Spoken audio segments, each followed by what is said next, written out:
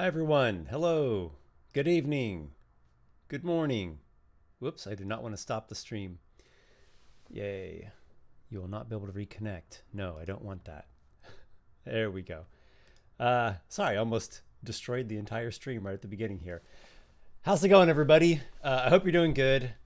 I'm feeling pretty energized myself. A whole bunch of things going on. I'm going to try to fit in few different things in this live stream and try to make it all fit in a short amount of time. I'm going to do a drawing for some patrons for November for the Patreon rewards, and I'm pretty excited about the Brotherhood of Fjarlstead.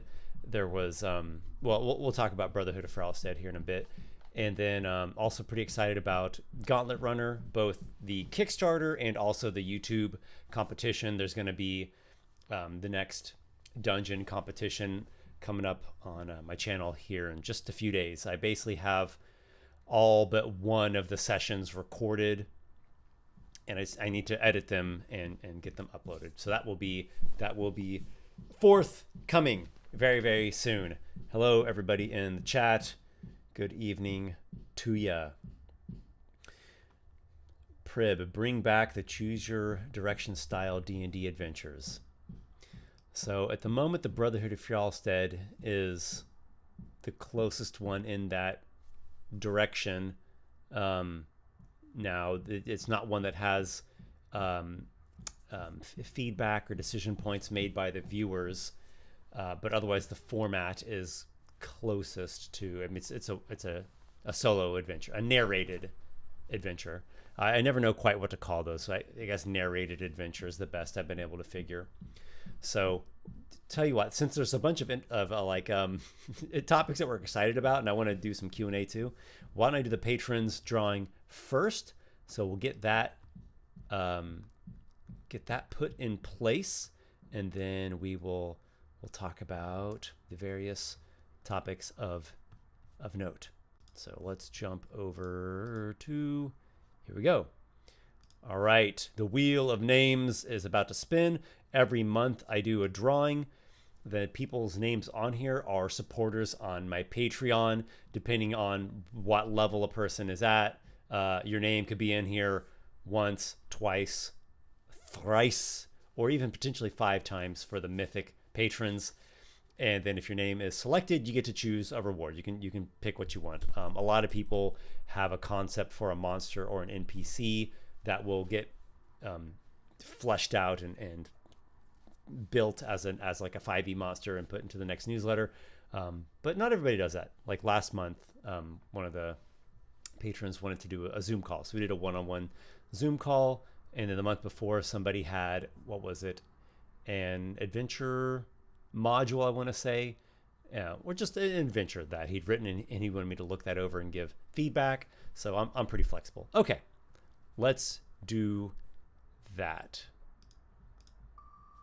Best of luck, all you patrons out there. There's a couple names that I'm hoping we land on. There's some people that I think really deserve it. They just haven't been selected yet. Thomas Peterson. Congratulations, Thomas. I will send you a message on Patreon and also an email. Okay, and do one more selection here for the second name. Best of luck, everyone. Is it Nerdy Pickle or is it Paragon? Nerdy Pickle. All right, Nerdy Pickle. All right. Again, look out for a Patreon message and an email from me coming here just within 24 hours or so. All right. For a number of months, there was no Brotherhood of Fjarlstead episode. And why not? Well, part of it is just that I have been so swamped busy, especially then I was really, really busy prepping so many things for the Kickstarter and for the marketing. So much time has gone into Gauntlet Runner this far. So that was part of it. It just, I was really, really short on time. Another part, and this might have even been a bigger factor, is that the Brotherhood just wasn't speaking to me. It's not like they were gone forever. I didn't feel like they had just gone away, but I was waiting for them to speak to me, to tell them, what's the next chapter in their saga. That's how inspiration oftentimes comes to me. It's like a character speaks to me. Think of it as though like a conversation. Somebody's like next to you, telling you a story of something that happened to them or something they experienced in their life. I don't hear it, as in like a real world conversation. I don't hear like literally the voice of somebody. So it's more of an internal thing. So thoughts, I guess, in my head, or, just like I'm hearing a, almost like in a memory. Like if you remember or recall like a scene from a movie, you can hear the dialogue in your mind. So it's kind of like that, or maybe kind of like a dream too. Sometimes the inspiration literally comes to me in a dream, like while I'm asleep at night. Other times it's just more kind of daydream, just kind of in the imagination. They eventually spoke to me though, and I got the next idea for their next chapter, and I wanted to try some new things with the format, which I think turned out well. I focused more on the immersion this time around, and I didn't appear like how I am here with you guys right now up in a little box commentating, like as though a GM in the middle of a session. I have to say I liked it better that way. I did. For one, the immersion was greater. It was a greater level of immersion, and I really like that. And for two, it actually was more enjoyable for me because I was able to take my time more. It's a lot to kind of live, quote unquote, GM and run commentary, running a whole party of characters and running all the monsters in the dungeon. It's too much to juggle. It's too much. I don't know how any mere mortal, how any mere human being could handle that. So it made it much more enjoyable for me because I was able to take my time and I wasn't having to like go. I could really look and see, okay, what options does this character have? I got to always remind myself, like, what feat does this character have, and what's equipment and class features and maybe spells in the case of Alexander, and what would he do in this exact moment in time. So I was able to actually enjoy playing, because it is like a solo session, and the dice rolls, they keep me on the edge of my seat just like they do for you guys. Like that moment when Alexander got engulfed by the muck monster, and when Isaac had to go back through the trap corridor, now in the dark, into the platform chamber with that giant crocodile, polar bear, monstrosity, behemoth thing there to steal the other torch. And like Stefan is trying to make that shot and like hoping he hits it and hoping the creature fails the will save to be startled, right? To be frightened, to give a disadvantage on its attack, to not eat Alexander, or to not eat Isaac in one bite. And like I thought Alexander was gonna die at that ogre. It was intense for me too.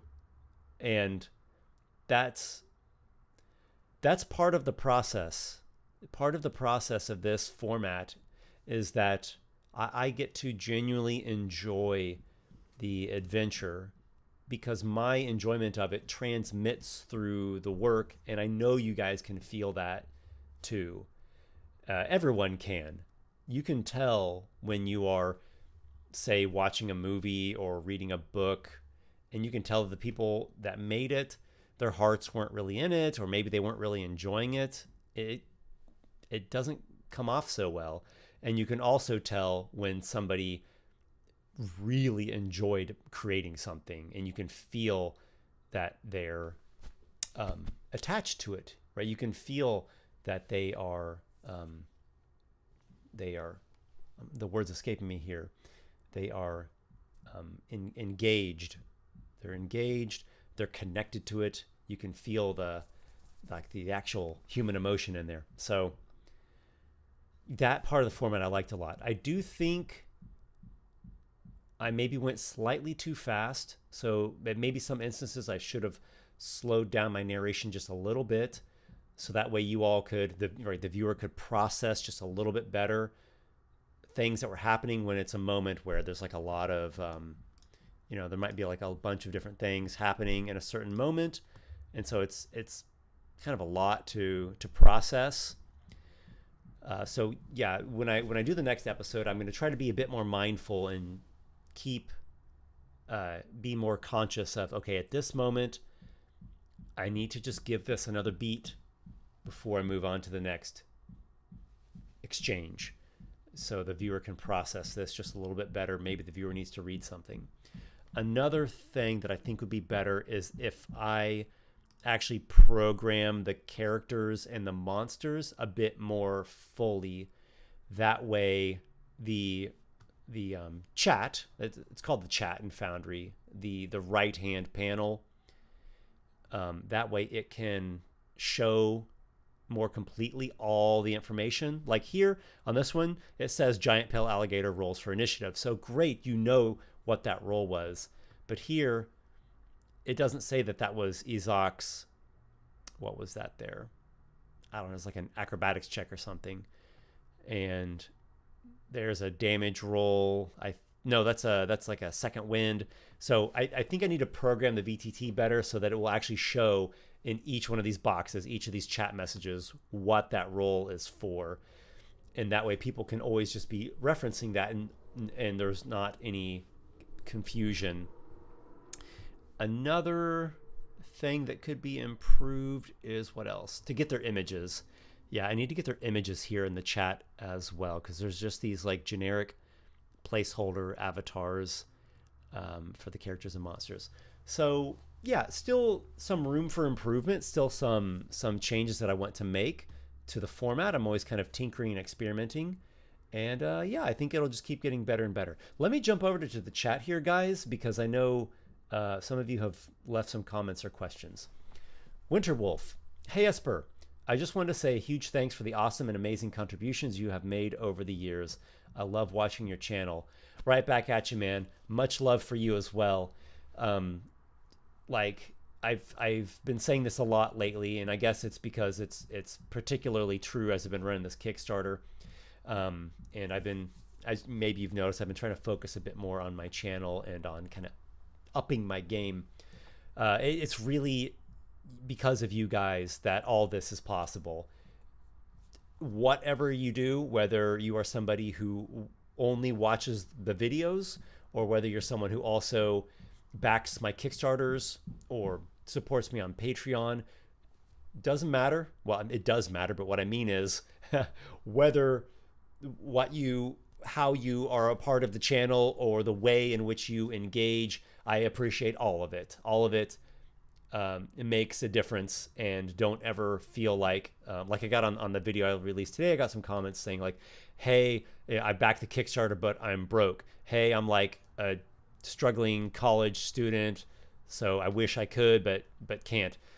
So no worries. Like, don't ever feel like your role isn't important, because I appreciate each and every one of you, and everyone is at a different chapter in their life, at a different phase in their life. Some people are able to do more, and some people some people get into it more and they're like, oh my gosh, like this is the greatest thing, and I want to see this thrive and flourish, and I want to support it a lot more.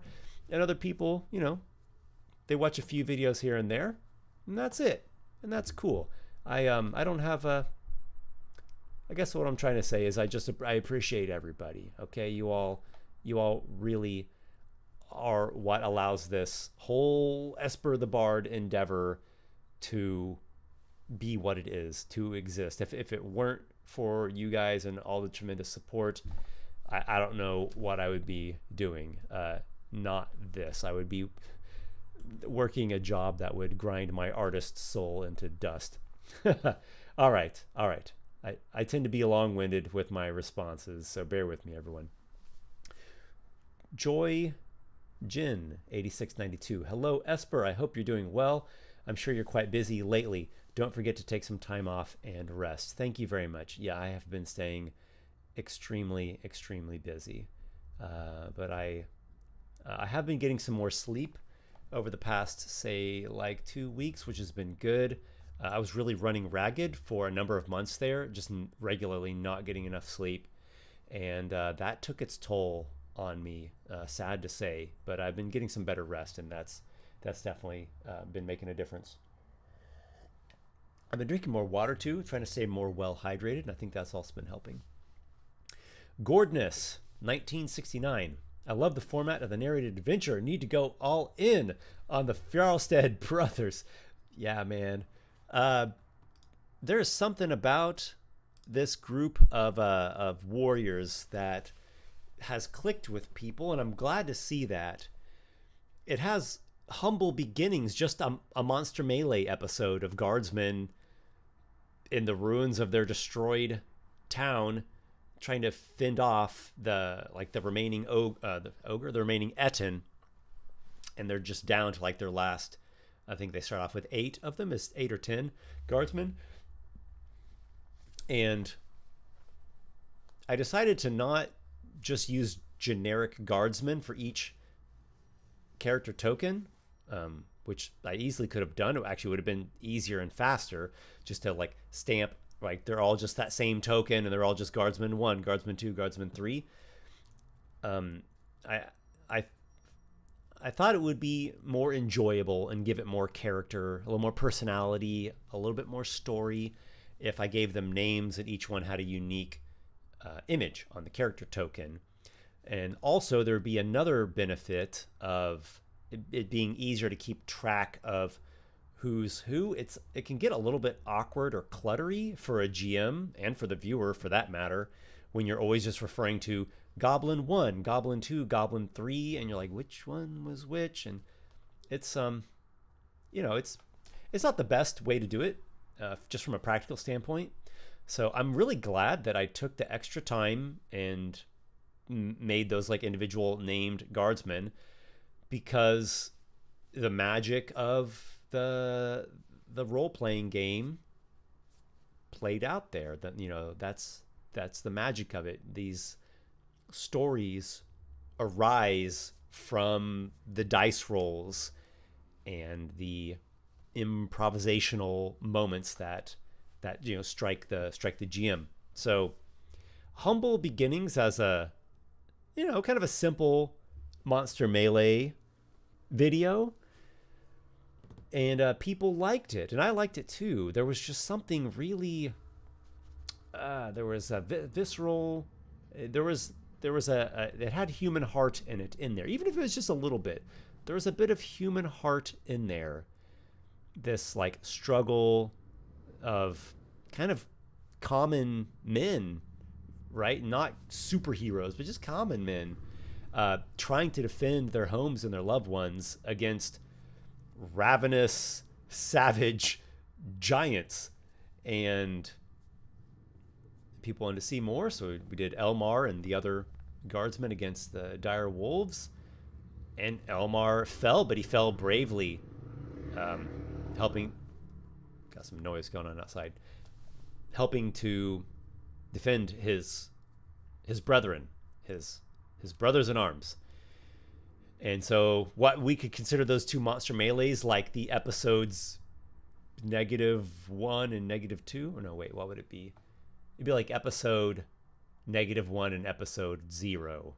Yeah. And then properly we get the Brotherhood of Fjarlstead, episode 1, where they venture forth trying to find civilization in a pretty racked and desolate land that they live in. They were kind of living in a secluded pocket of life, like the realm that this story takes place in is called Magnaland, and there are large swaths of Magnaland that the towns are all like ruins or ghost towns.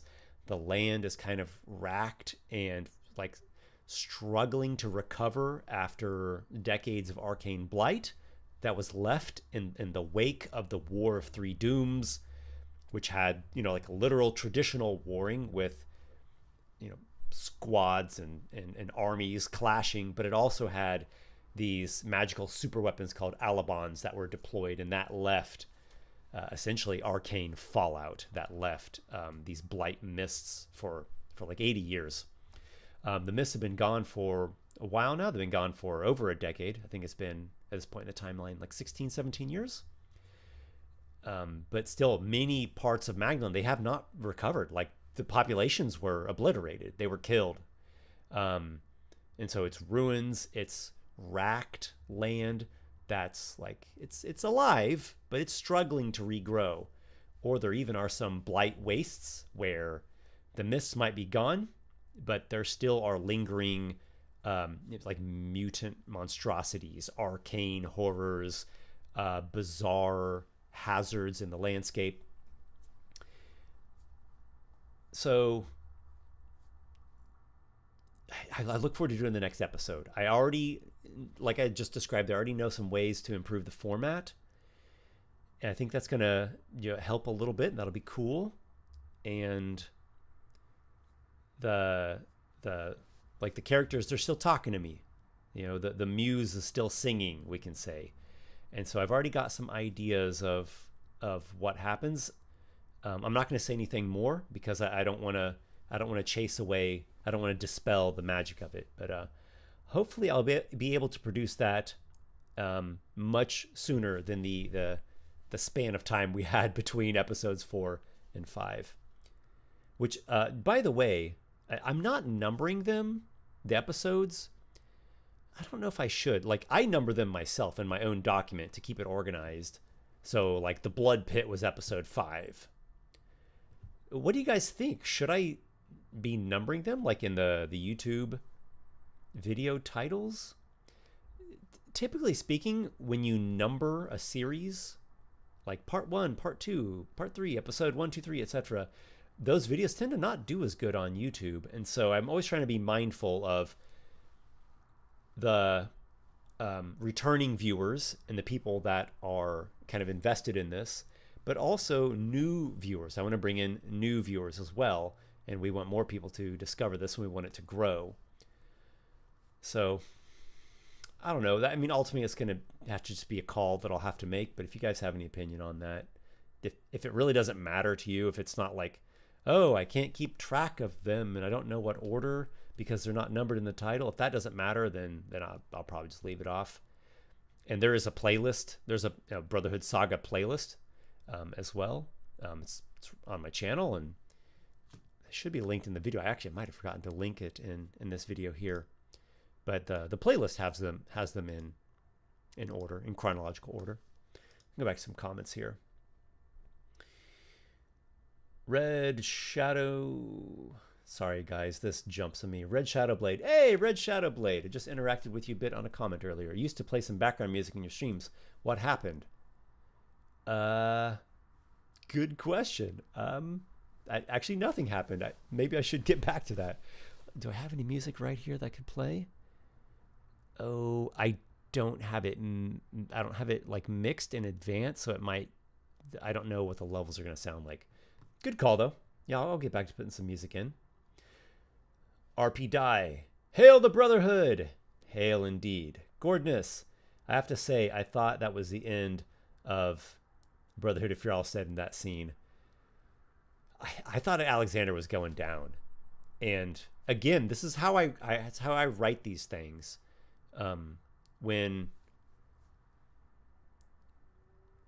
Especially when I get to take my time like I did with this one, where I'm not like literally live jamming it, quote unquote, where I get to like, here's what I do. I do a roll, like I'll call it an exchange, right? Maybe it's an attack roll or some move that a character makes or something that a monster does, right? Like a turn, basically, or an action taken on a turn. I do the roll for the exchange, and then I have this like Word, like a Google Doc open, and I describe through the prose. I narrate the prose, how, what just happened there, and immerse it in world, and then I go back and do the next exchange, and then I go to the Google Doc and write that, the description of that exchange. So there's this back and forth, kind of a dance. One leads the other. They flow off of each other. Actually, they play off of each other. And so the format that I use this time with the Blood Pit, which is the format that typically I do use in narrated adventures. Typically in narrated adventures, I'm not doing the live commentary. It is like what I did in the Blood Pit. So when I do it that way, I'm really just kind of listening to what the characters are telling me, or trying to get into the mind of a character and think, what would he do in this moment? So when the ogre chopped down Alexander and he like hits the ground, starting to bleed out and die, and in my head, Alexander is willing to sacrifice himself so that his allies can escape. And he tells them, run. It's almost like, fly, you fools. It's almost that kind of moment. And I in that moment, I thought, he's done. Like he's sacrificed himself for the party. But a moment later, Hans is like shouting in my mind, right? I can just see him in my imagination. And he's like, no, I'm not going to leave him there. Would Isaac or Stefan have fled? Maybe so. They might have. But Hans didn't. He wouldn't do that. And it could have been suicidal, because it was just the three of them against that ogre at that point. No one had made any attacks against it. They basically, quote unquote, wasted their actions on the first round, which, if it's a very deadly fight, like that's a bad tactic. That's a very bad tactic. If you are in a desperate, perilous, deadly encounter, like, you got to be on your A game with your best tactics every round if you want your best, if you want to have a hope of surviving it. And so they'd already spent their first turn starting to run away. And then Alexander goes there and he's, telling them to run, but Hans says no. He won't. He doesn't do it. And so I'm like, okay, Hans, if that's what you're doing, like, I'm here to channel this story. Good luck, man. Like, I'm rooting for you guys. And then since Hans runs back, well, at that point, Stefan and Isaac, they're not going to run then. Like, Alexander sacrifices himself so that they can get away.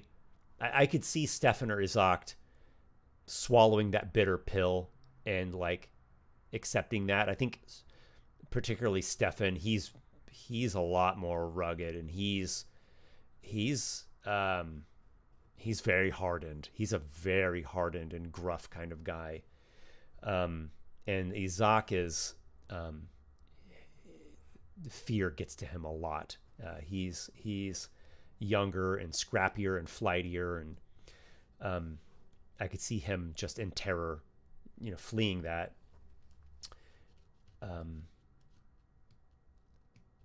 But I don't think that they would handle having both Alexander and Hans sacrifice themselves. That's over the line. So, yep, Hans ran back there, and I'm just hoping, like, don't let this be the end, guys. Please, this can't be the end. This can't be the end. And whoa, they made it through, and they're still in a rough spot. Right, like, they're just in the next area of the dungeon, even though it's a different area. It's not the same as the Blood Pit. Like, they're out of the Blood Pit, so now they're in well, as you saw at the end of the video, right? It's an unlit, decrepit, kind of under croft or under tunnel, cluttered, murky very dirty, dingy, mucky, lightless, and they just have this one torch, and Alexander and Hans are badly wounded and unconscious, like just near to death.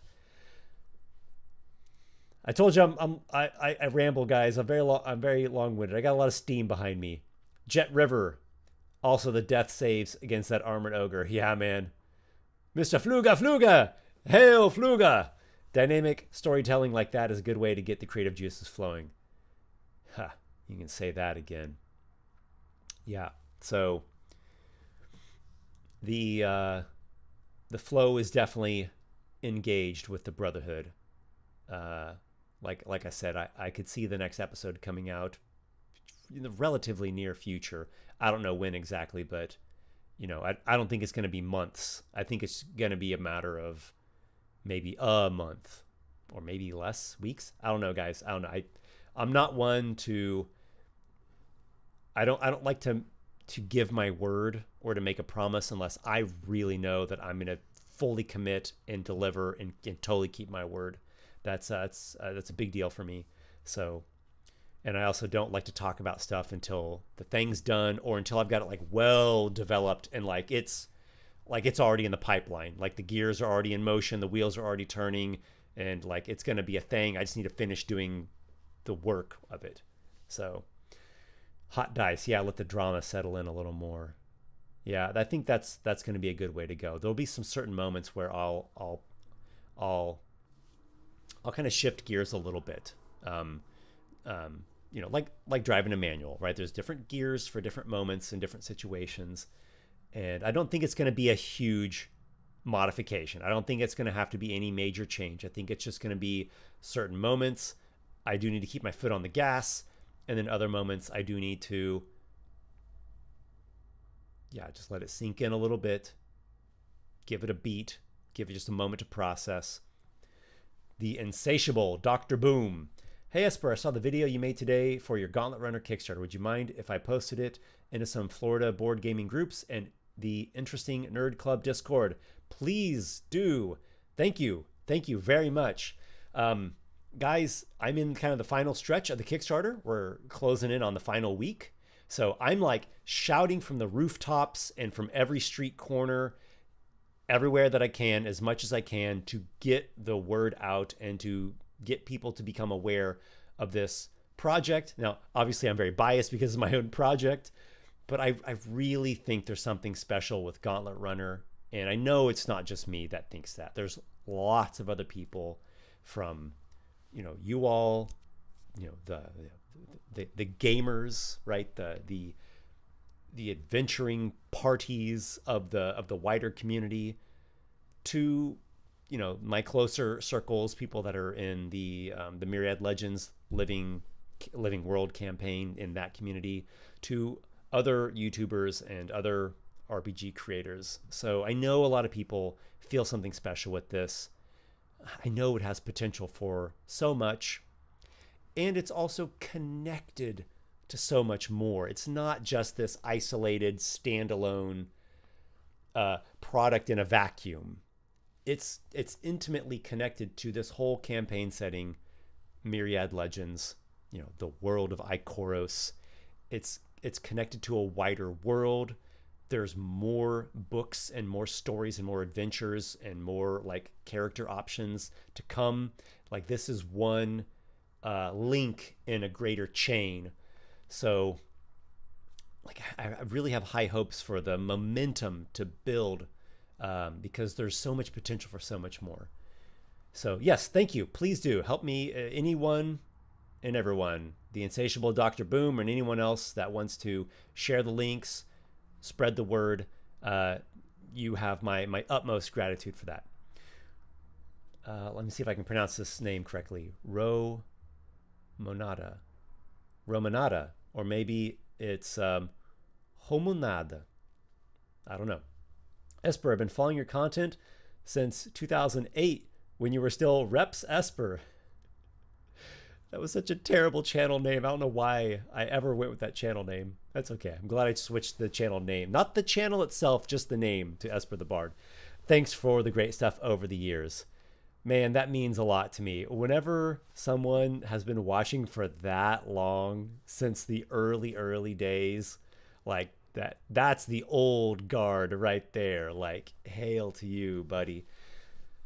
Things were so different back then. So different. YouTube was so simple. It was so simple. It was so rudimentary. It was so amateur. It was so Wild West. It was just like very rough and tumble, low production value. Like it was very seam of your pants. And you know, there's something charming about that. It was very like raw and authentic, and people, I think, there was a little bit more of a free-spirited nature to it, right? It's a little more playful, I guess. It wasn't. That is still kind of there. It's not like that has been lost. It's just now it's just so much more complex. There's so much to it. YouTube's it's just massive. It's this massive, giant, like it's almost the internet itself. It's almost like the internet is YouTube. It's like a representative of the entire internet. It's kind of like everything and anything is there. And it's gotten serious. There's this serious side to it now because it's become a lot of people's job. Myself, it's become my job, and my books and my Patreon and my D&D community. And right, there's a lot of things that I do. There's a lot of irons in the fire that I have at all times. There's a lot of projects, but YouTube is the hub of it all. That's the nexus. That's like the beating heart at the center of it, or maybe the brain. It's like the central nerve, or the central nervous system. And that's still the way that the majority of people discover my content. So what am I trying to say with all this? I'm trying to say that it's been many years. It's been a crazy roller coaster of a ride. There's been highs and there's been lows. There's been great times and there's been very rough times, very rough times. And I know I'm not the only one. I know everyone goes through this in your jobs, in your life. There have been some really rough times, and I made it through, and I kept going, and I'm still going, and in some ways doing better than ever. Not that I'm without my challenges and like the problems that I have in my life, the struggles that I have to deal with. Not at all. Life is full of challenges and struggles. So that's still there. But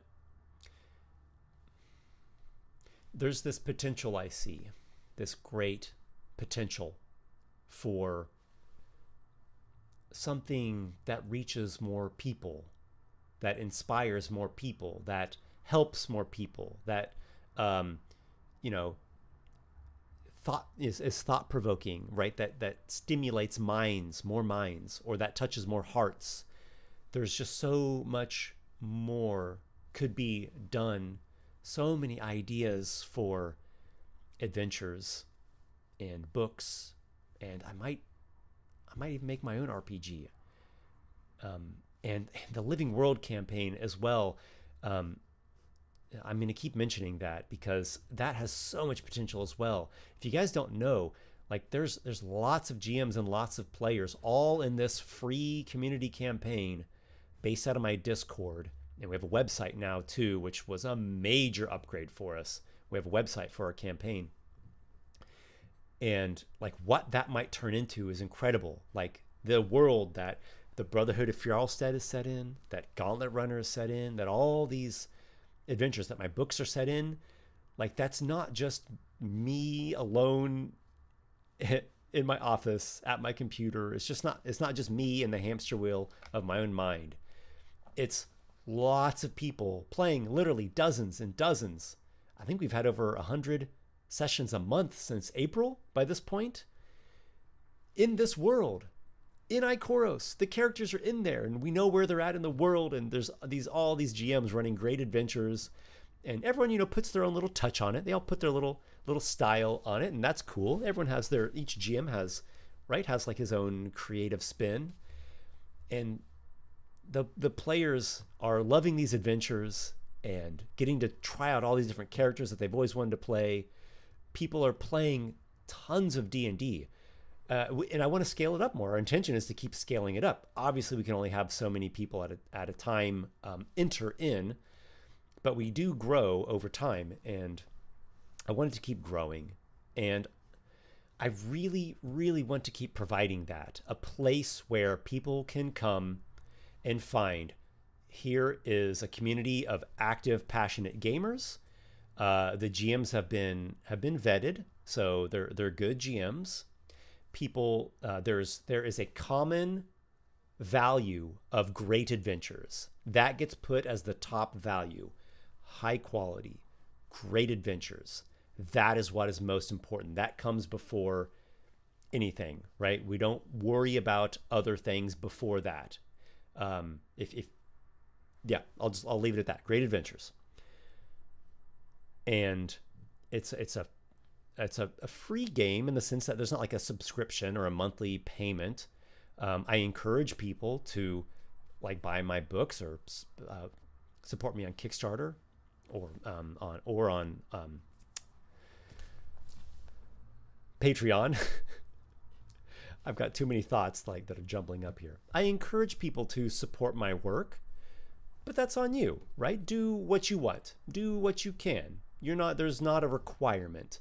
It's if you want to do that, please do. It helps so much, and I encourage you as much as I can, to support it and to contribute. But if you're just quote unquote, if you only are, I'm a player playing in this campaign just when I can and that's all I can do, awesome. That is great too. Thank you. There's no pressure of expectation. The only expectation is, try to make a great character. Try to really get into that character, and enjoy these adventures. There's something meaningful about the role-playing game experience, and if we treat it as something meaningful, and we focus on really getting into it, onto the deeper end of fantasy, like we can have some of the best RPG experiences that we've ever had, and these are like inspirations that'll stay with us. It's memories that'll last a lifetime. So yeah, I want that to keep growing. There's just so much potential, and I'm just like always trying to reach the next level and figure things out. Like where are barriers? Where am I imposing barriers on myself? What's holding me back? I'm always like looking at things from different angles and talking to different people and experimenting and trying different things, because I feel like there's this gold mine that's just right under our feet. If only we could figure out how to access it, to tap into it. So gonna keep trying, and let's see what happens, guys. Like in my wildest dreams, in my ideal world, my business is operating at a much higher level. It's a much more thriving business, right? It's a more successful business. I'm a more successful creator, and I have a team that I can regularly be contracting with them, right? Like regularly pay writers, game designers, artists, regularly, like ideally it would just be ongoing, just all the time. Have a proper team that I can pay them for their efforts and for their talents, that they deserve it, because there's some really talented people out there. And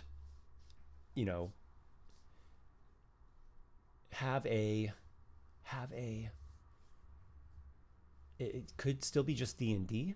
It could be a different RPG that I've created, but have this amazing thriving community that isn't just like barely like rough and tumble the misfits, like scrapping their way along, but actually is like a proper kingdom of its own, and like has its place and its legacy in the greater RPG sphere of the world, of the RPG industry even. And that would just be amazing. And I have so many ideas for that. I just keep talking about this. I'm going to go back to your comments, guys. I'm going to try to do some quick responses now because I've gone very long-winded on some things. Blue Mew 2426. Are the Brothers campaign scripted or based on actual roles? Amazing how it turned out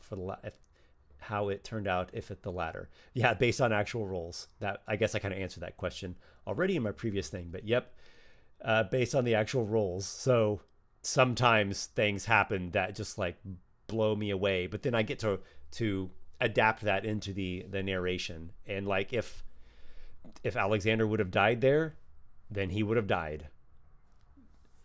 It has to be real for me. It's an ingredient in there. And without that ingredient, it doesn't work for me. It's like, how can I think of a good analogy?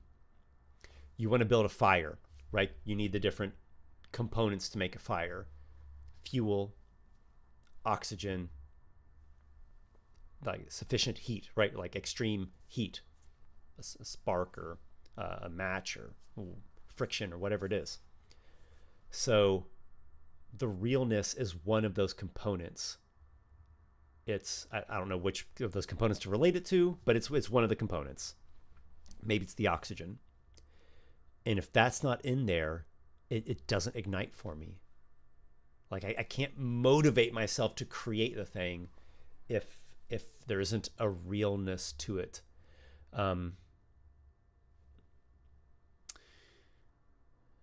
Now, maybe a different conversation would be, okay, how real, to what degree, etc. Okay, sure. There's probably some finer points and nuances with that. But I think specific to what you just asked there, Blamu, if it was completely scripted, it wouldn't work for me. What I would do in that case, actually, is I would just write a story. I'd write a short story. And I love writing short stories. And I have these dreams to write novels. And I have novels that I've been working on for years. So I would do that. Yeah. If I wasn't going to be using actual roles, then I would write a short story or work on a novel. So that's a way that it's real in a different way then, because it's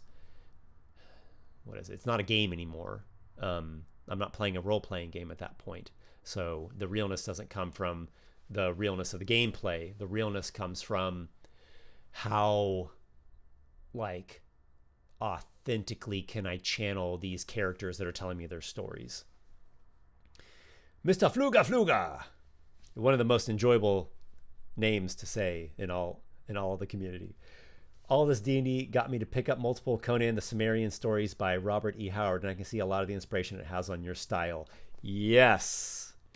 Yes, sir. Tower of the Elephant, Queen of the Black Coast, Iron Shadows on the Moon, Rogues in the House, God in the Bull, Frost Giant's Daughter, Scarlet Citadel. Scarlet Citadel or Crimson Citadel? I always forget in my head if it's Scarlet or Crimson. And there's another one that's escaping me. Yeah, man, those stories had a big impact on me. I've considered making a video. I guess I still am considering making a video about what books have inspired me. I should also make a video about what movies have inspired me and what video games have inspired me, because there's a lot. A lot of things have given me tremendous inspiration.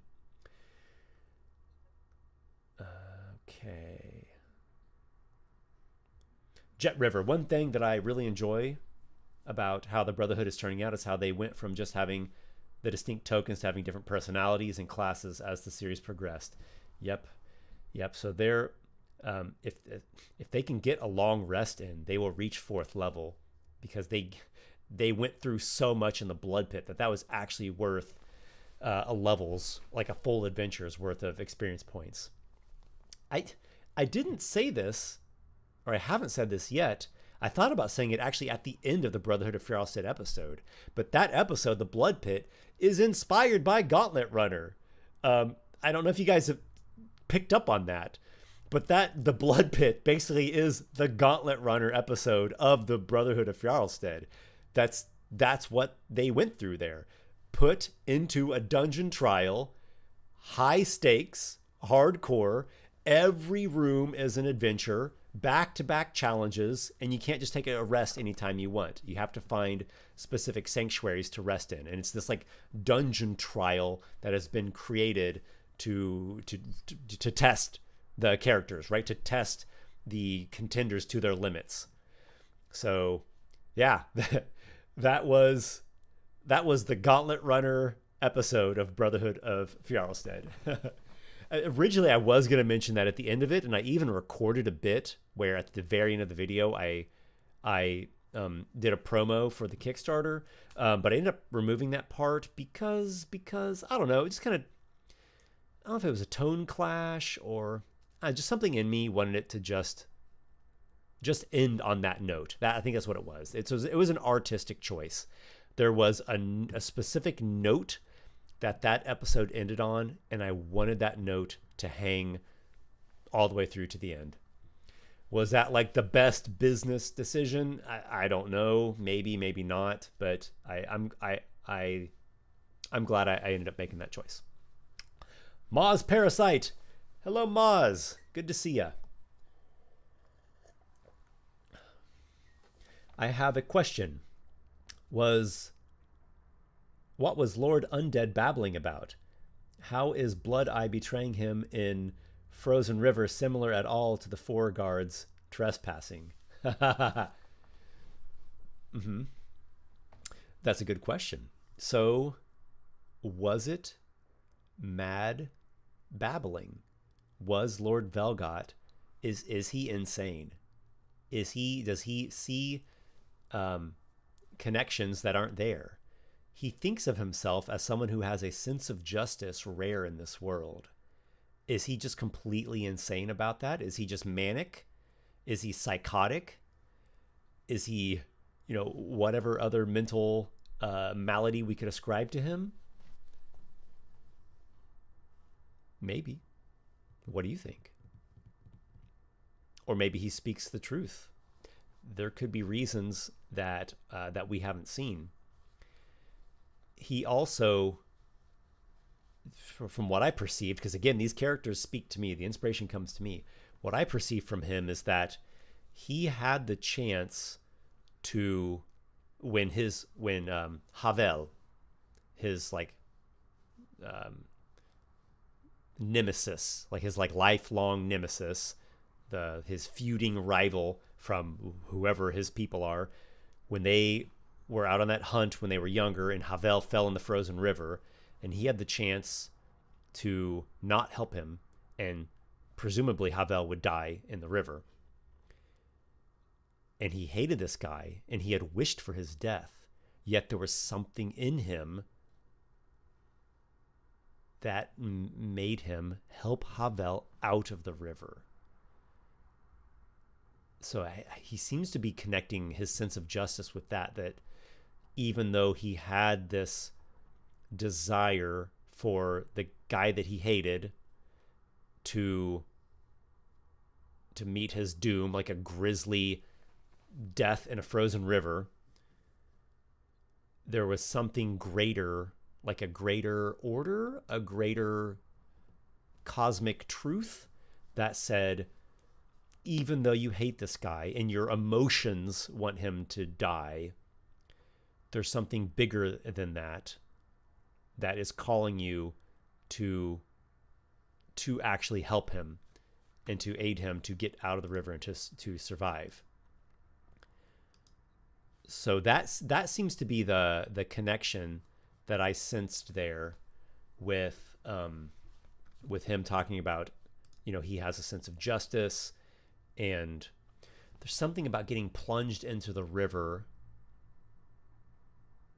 Like they didn't want to get plunged into the river, and he was shoved into the river by Havel, because he helped Havel out of it, but then Havel shoved him in there to kill him. There's some parallel between getting put into that river and the men getting put into the blood pit. I think that's all I'm going to say about that, because I don't fully understand Lord Velgot. Lord Velgot Trine. That's not his voice, but whatever. Lord Velgot Trine. Lord of Harrowkeep. There's things about him I don't understand. There's some mystery there, and I don't want to dispel the magic by forcing the mystery to explain itself to us. I'm not a midichlorians writer. We could put it that way. Magnus Ogma. Magnus! Welcome, a recent counselor patron on the Patreon and backer on the Kickstarter. Bardic bow of gratitude to you, Magnus. Now, you probably left this comment quite a while ago because I take like a million years to respond to everything. Okay, I promise, guys, I'm going to try to respond to these faster and try to get to everybody's comment, or as many as I can. Magnus, the blood pit was absolute peak. It did not feel like a long video with how dynamic it was. Thanks, man. Yeah, the format lended well to that, even though it was not the longest in terms of total duration. Episode 4, the Bear of the Winterborn, was the longest one. The blood pit had the most happen within it, had the most content, because it was so dense. So much was able to happen within its time span. So yeah, definitely a step in the right direction. I've got a super chat here. Let me scroll down. Crush Pusher's the next comment, but I'll do the super chat. Super chat from Remember. Oh, I think I saw you earlier on YouTube. Remember to stay angry, right? I had to laugh a little bit when I saw your username. I'm from Wichita, Kansas, and the college basketball team here is the Shockers. And the mascot is a wheat man, like a man made of wheat shocks. Not shockers like lightning shocks, but like a shock of wheat or a stook of wheat. I think that's more of a European way of calling it. And they had this, let's say, phase they went through many years ago where their slogan was play angry. And even that mascot has like an angry scowl on his face. And I think the idea was to channel anger, to play hard, and to give it your all, and to like give 100%, and to really compete well. And so I try to take a lesson from that, and maybe you do as well. I'm not sure if that's what your username is implying, but I am getting that out of it, and I enjoy that, because anger can be channeled and focused constructively. Now, obviously, it can be unleashed destructively, but it can also be channeled constructively, where it's like, there's something important here. I got to get this done. This is my duty. I'm going to stop screwing around. I'm going to make myself focus and do what I need to do like what is required. And I'm going to give this my all. I'm going to put my passion into it. Maybe I got some hate comments on my recent video, or the video that I made last week. I got these hate comments, and that's been like gnawing at me, and I want to like reply with this like nasty rebuttal, but I don't. And I keep that, we'll say it's fire, right? I keep that fire for just a short time, and then the fire comes out as part of the creative process, or as part of my work process, right? My work ethic to make sure I stay focused and do as little screwing around as possible. So I haven't even read your comment yet. I've just been kind of rambling about your username, but yeah, I can dig on channeling the fury in a constructive way, and I try to do that. Figure I'll back up my comment from another video. Got to support the content creators I like watching.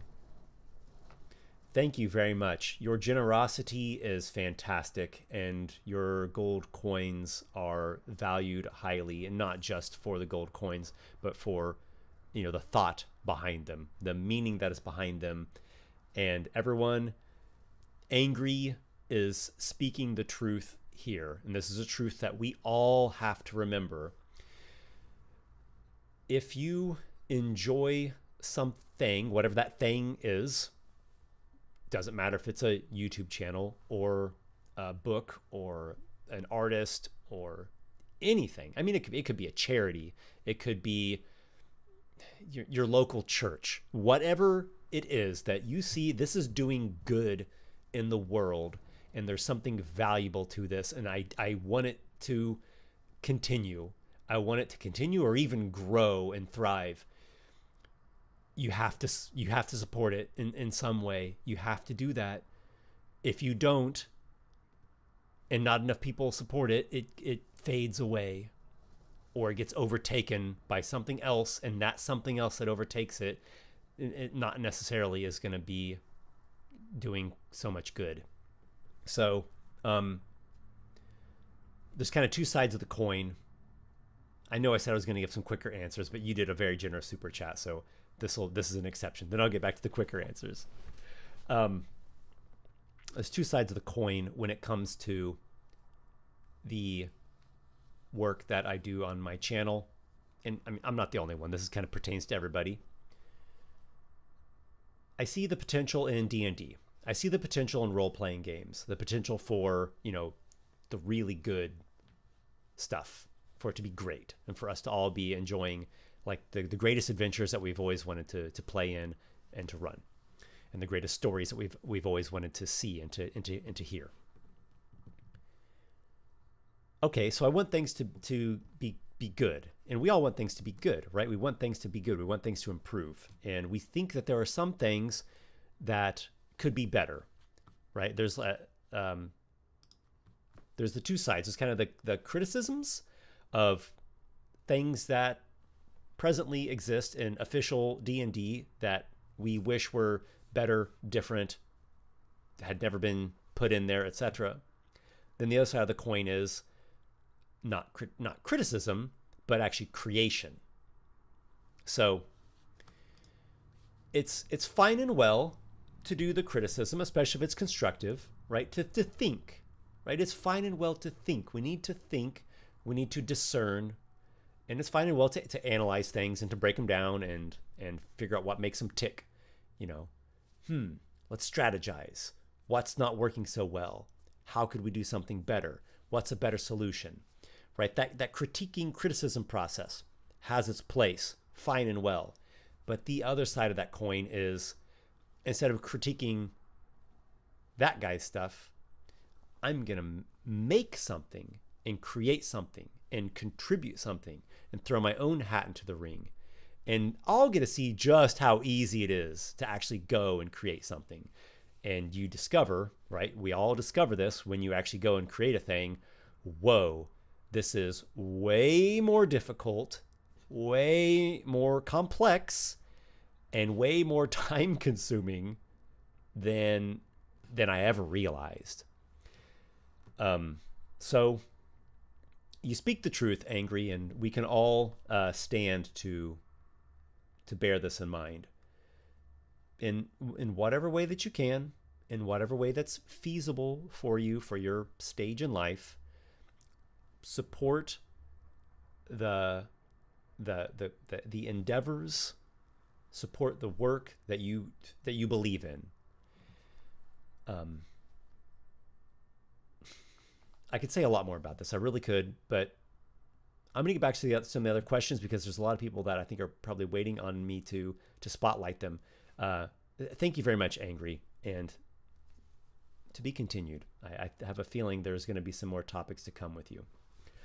Crush Pusher. I used the Brotherhood of Fjarlstead in one of my campaigns. They appeared as a clan of mercenaries who turned to banditry when work dried up. That's awesome. That's my big dream, man, to share the inspiration, because it comes to me. I'm honored that I get inspiration and ideas and that I have artistic talents. And I want to then share that inspiration with other people, to put it out there, and then other people can get something from that. an idea, a motivation, or just some kind of aesthetic that they think has a style that speaks to them, and then go and create something of their own. So you making bandits inspired by the Brotherhood of Fjarlstead is I find that to be that puts a smile on my face, man. That brings me joy. Board Kid. I don't think they need numbered. Okay, I think you're talking about the episodes now. Okay. They each contain a self-sustained story, especially with your recap. Okay, cool. Gordonus, maybe call them episodes. The Almighty Lizard. For views, I would recommend not numbering. Cool. Dude Guy. Esper, that last episode of Brotherhood was amazing. You are a genius. Thanks, man. You honor me. I really appreciate your encouraging words. And I'm just going to keep doing my best. I'm going to keep doing my best to make great videos and great stories and great adventures and great products. And, you know, if you guys are enjoying it, then that's awesome. That's what I dearly hope for that. RP Die. Now that's D-A-I. So it could be pronounced differently. Maybe it's RP Die. Unique titles are better than numbered ones. The numbers make it seem more like finite. Make it seem more finite in some way for me. Yeah, I think you guys are onto something. And that was my suspicion with it. So yeah, I think I'll just keep them as just the titles, and that should be fine. And you can see the Brotherhood of Fjarlstead in the thumbnail. Ramiro Ramirez. I think if you link the playlist, that should take care of anyone wanting to watch them in order. Yeah, I don't know why. I think I actually forgot to link the playlist in the recent episode. I'm going to make a note. Link BOF playlist. Okay, cool. Yeah, I need to just put that in the video description and pinned comment. The Almighty Lizard. Like Saturday morning cartoons or episodic television. Unique names are more memorable and people are more likely to want to watch. Good call. I'm just scrolling through for the next topic. Jet River. One thing is to accept a sacrifice of a fallen comrade, but to leave two behind, and even more so with one still standing against the ogre, now that's another scenario entirely. Well said. Yep, I think that was the context of it. It really was. Things changed dramatically when Hans ran back to, you know, berserker rage, go into the fray. Red Shadowblade. Have you ever considered making some gameplay content? I've seen your Beyond Shadowgate demo playthrough and would love to see you play Skyrim or another game like that. I have not ever considered that. Yeah, I guess that Beyond Shadowgate demo playthrough was the only time I did something like that. Would I do that? Would I do that? I don't know. That is not a kind of content that I personally watch. So that either means that I just don't particularly enjoy that format, or I just haven't really looked into it enough to find the good that is out there and to find the videos that I would actually enjoy quite a bit. Now, I've of course watched videos that are like playthroughs of certain video games, but they're not with somebody talking. They're just the person playing the game, and I just get to watch you know, like a scene from the game. I guess I have tried some that had people talking, and I didn't care for it. Again, though, I haven't really put in any effort, so there may be some, what would you call that? Live play? It's like I don't know. I'm so out of touch with that side. So I'm going to say something dumb. I'm going to stop there. So I'll look into it sometime soon and see if I can't find one that I do enjoy. And I guess I don't have an answer for you. So we'll see. But I think it would be cool to make a video in which I do show video games that have inspired me, because there are some video games that really have influenced me highly. Most of them are on NES and SNES, though there are others from generations after that. I'd probably say my all-time favorite video game is The Elder Scrolls 3 Morrowind, so Xbox, original Xbox. And that game inspired me highly and on a different level than any other game ever has. Mason Brandis Rivas. I might be mispronouncing that, so my apologies. Maybe it's Mason Brandis Rivas. Hey Esper, I was wondering where you get your artwork bumped off. The chat does that sometimes. It just bumps me down to the most current comment and I lose my place. Where is it? Did the comment disappear? I think the comment disappeared. I don't see it there anymore.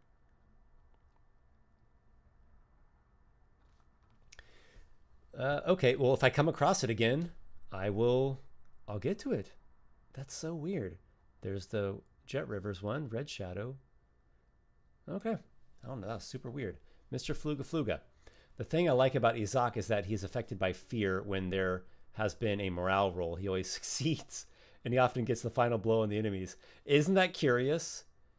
Yeah, he really is the one that shows, at least expresses, the most amount of fear affecting him and like really bothering him. But it's true, he has succeeded on the morale type of rolls. And when he got his character class levels, the feat he took was Resilient Wisdom. And yeah, he has gotten a number of final blows. That's come up. It's very curious how the dice tell a story. And man, that's really like the magic of it. Shmee123. I've been playing a gladiator at one of my local games, being a lot of fun. Cool. So like the fighter gladiator. Are you using the sample PDF for Gauntlet Runner? I hope so. I'm quite happy with how the remastered gladiator is in that. Dwayne, hello. One of the admins of Myriad Legends. Great to see you, man. Loved watching the other dungeon tubers that played in Gauntlet Runner and seeing the camaraderie among other creatives. Have you talked to any of them since the Kickstarter has been running? I have. Yes, I have. So I was on Roll for Combat with Mark Seifter on their live stream like week and a half ago. Professor Dungeon Master said he was going to be promoting Gauntlet Runner in an upcoming video. Hasn't happened yet, so I might shoot him a message and see if I just need to give him a little bit of a reminder. So hopefully he does that. That would be very helpful.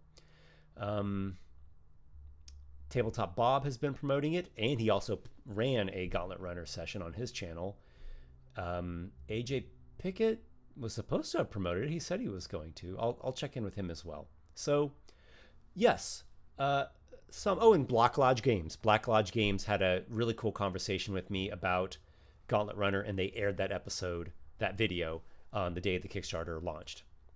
So that was really cool of them, and that was a really cool conversation. If you guys haven't watched it, just search it up. It's at Black Lodge Games, and they're talking with me about Gauntlet Runner. Really cool conversation. Gauntlet Runner plus other stuff. It's an interesting conversation.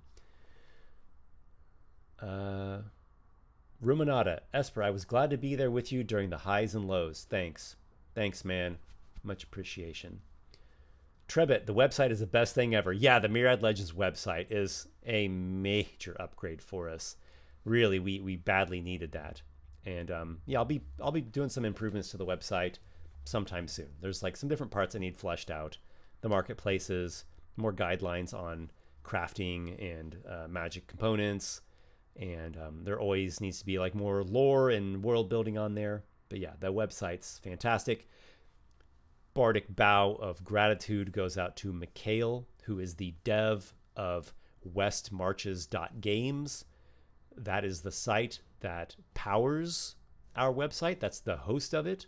And we are able to have it because of Mikhail and his really cool website. And I'll actually be showcasing westmarches.games in a video of mine sometime in the pretty near future. It's going to be after the Kickstarter's wrapped up, but I want to show it off because I think other like gaming communities out there could benefit from it. The Almighty Lizard. Question for Gauntlet Runner. Would it be possible to have certain rewards that were not reached as purchasable supplements in the future or as sort of a sequel? Shame is left unseen by fans. I'm definitely considering that. So, for example, the 50K stretch goal is an additional dungeon added to Gauntlet Runner.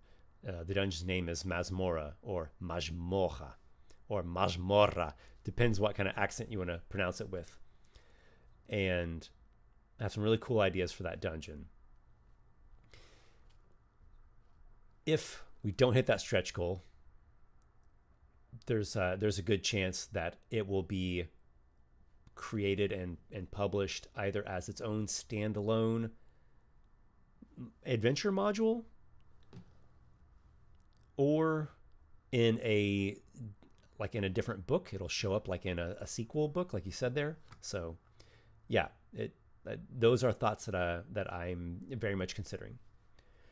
Magnus Agma may not be the oldest of viewers, as I started to follow your work fairly recently, but one thing is certain, your passion is contagious. Awesome.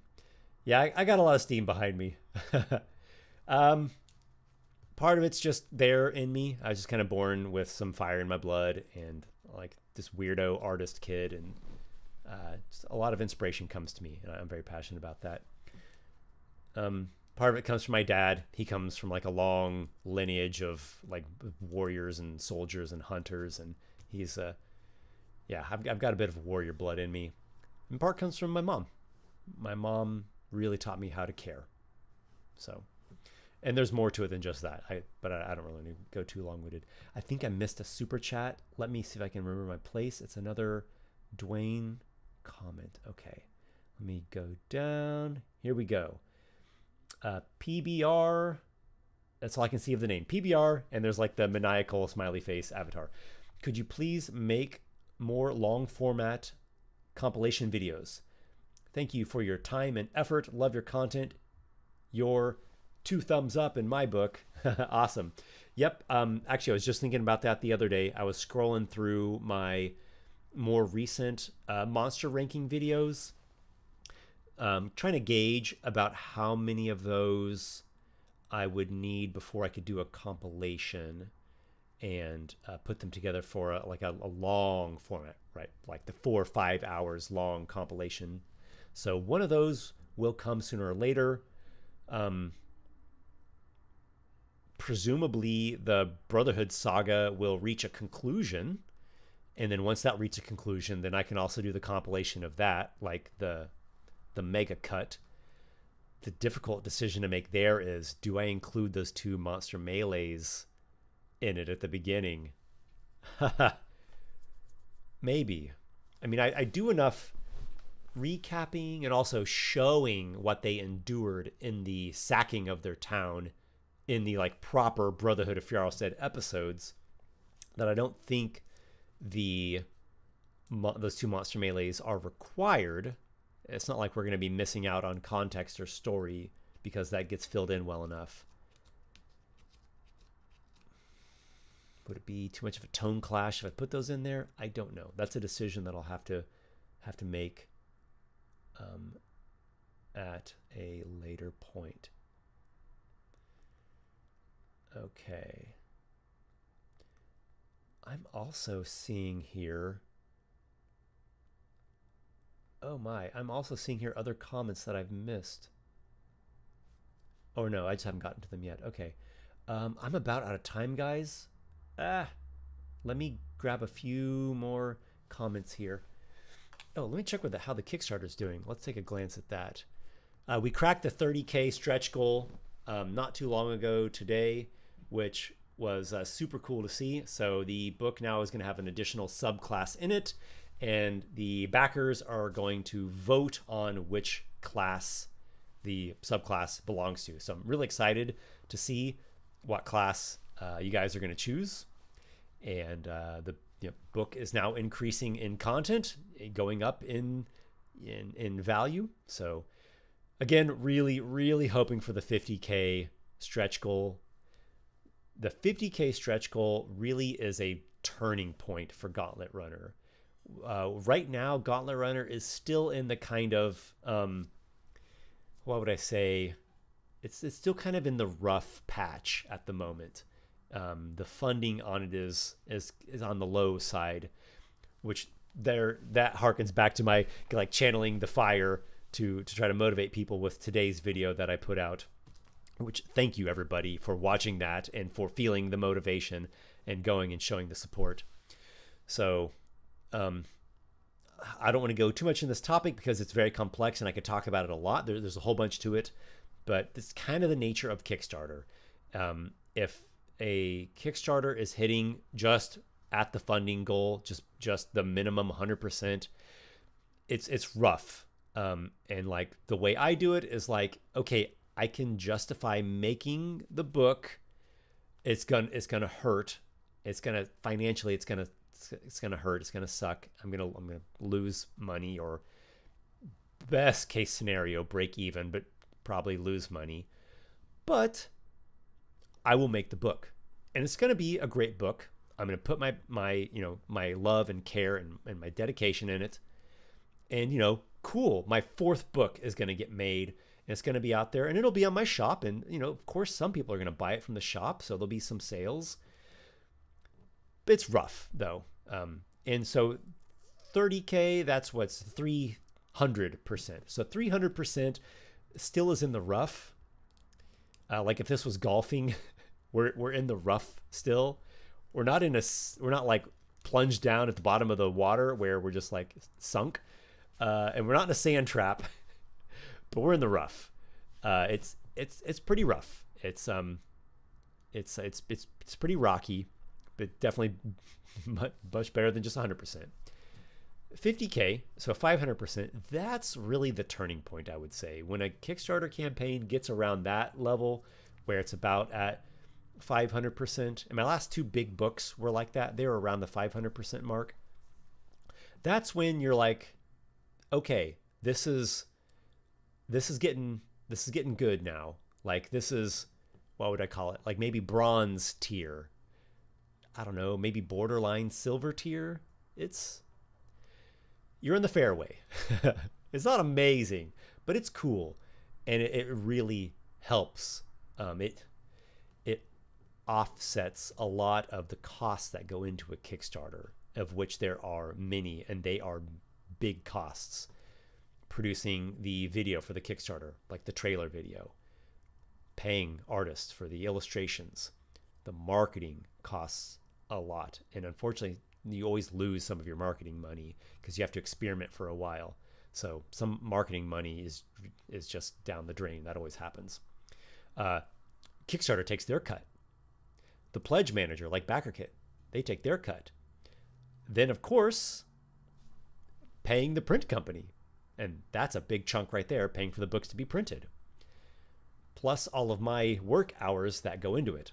I estimate I've spent 1,200 hours on it thus far, and I'll be spending, several hundred more hours. I don't know if I'll spend another 1,000, maybe like 600, 700 more hours of work on it.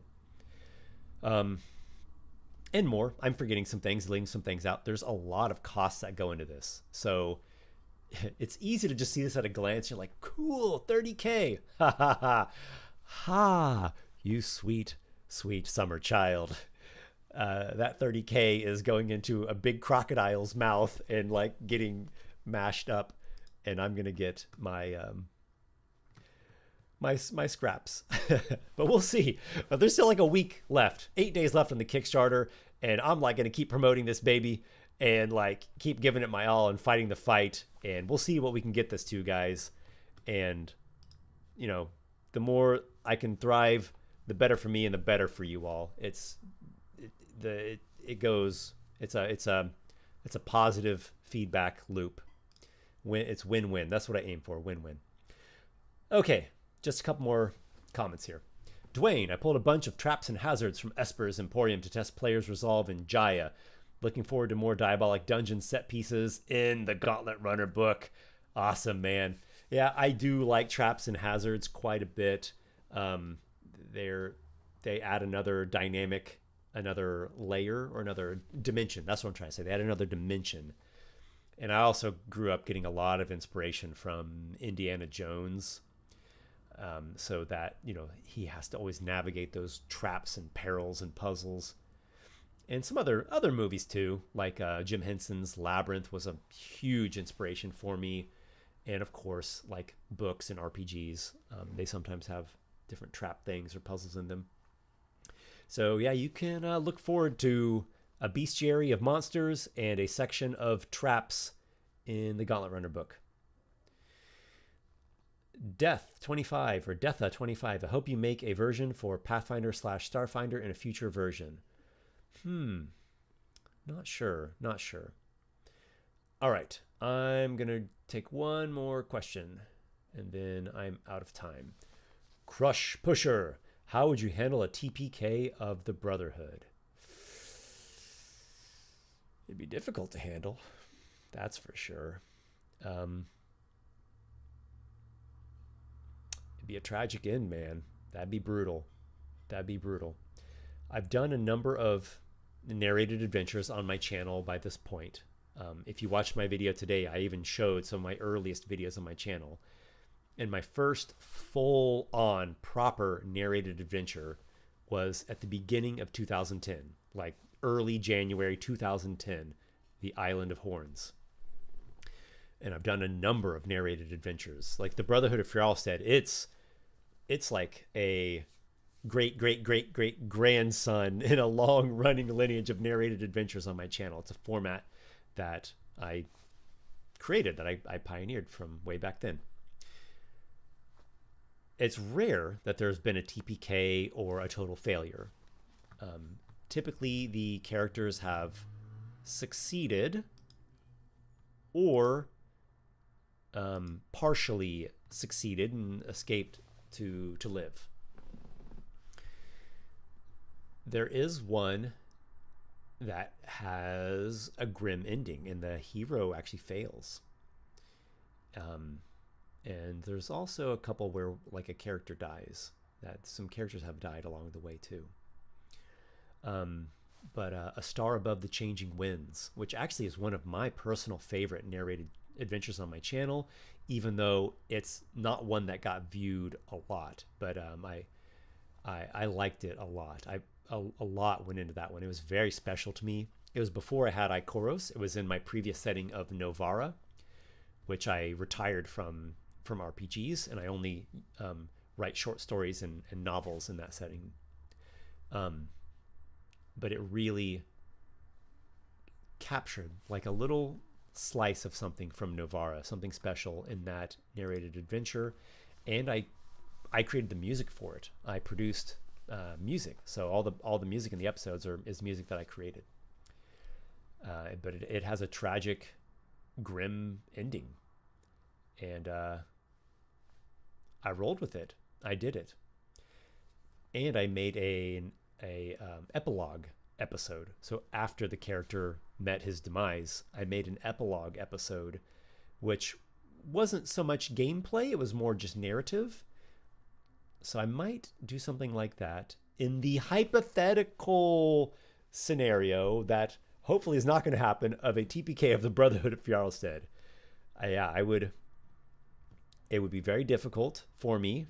It would in many ways suck, but also it would be epic. They are warriors, and that is a warrior's path. You fight. You are at war. The warrior has war in his blood, and that is a reality. Great bodily harm or death, and that risk is there. And every episode, the Brotherhood face that risk, and they look death in the eye. So that could happen. I just hope it doesn't. I'm really cheering for them, and I really want them to succeed in some sort of way, even if it's a partial success. But yeah, if that were to happen, I would deal with it as best I could, and I'd probably make an epilogue episode to honor them and to honor everybody who's been watching. Guys, I'm out of time. If I didn't get to your comment, save it for next time. Write it down, maybe remember it. Try to get it in on the next Bardstream. I try to do a Bardstream every single month. And much appreciation to you. Much appreciation to everyone who did the super chats. I'm going to keep trying to put out quite a bit of content. The next Gauntlet Runner competition is going to be on my channel here very soon. Just within probably a couple days, you'll see the first episodes of that. It's Algophobia. Very brutal dungeon, and back to solo runs.